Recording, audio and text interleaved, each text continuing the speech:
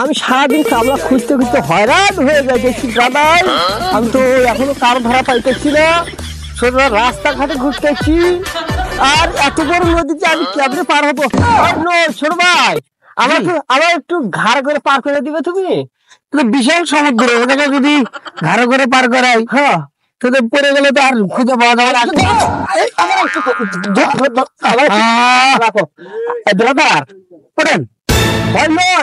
আমার একটু কথা শোনো।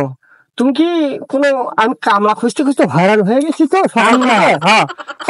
পাইতেছি না কি কাজ। এই মনে করো তুমি যে ধরনের যে কোনো কাজ করতে পারি, অ্যাবিলিটি কাজ আছে। আর মনে করো তোমার কোদাল, খন্তি, টোপার ভার, পাশিং টাশিং কাজটি না থাকলে চলবে। তুমি যে কোনো ধরনের কাজ করতে পারবে।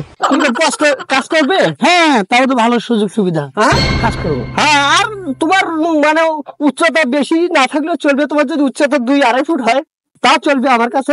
আমার কি সেনাবাহিনী চাকরি হবে না? করবো আর কি, গাড়ির সাথে আমার ভালো লিঙ্ক আছে তো, যে কোনো ধরনের কর্ম দিতে পারি। আচ্ছা আচ্ছা আচ্ছা, তুমি যোগাযোগটা আমার কাছে রাখতে পারো। হ্যাঁ ঠিক আছে। বেতন টেতন দেয় তো ভালো? হ্যাঁ, মোটামুটি খুব ভালো বেতন দেয়, সমস্যা নেই। আর আমি কি এখন থেকে আপনার বডিগার্ড হিসেবে থাকবো? এই জি জি জি, চলে আসো। এখন থেকে আসতে চাই। বড় ভাই, আপনার সেন্টার কোনটা স্যার? ভালো সেন্টার আছে তো?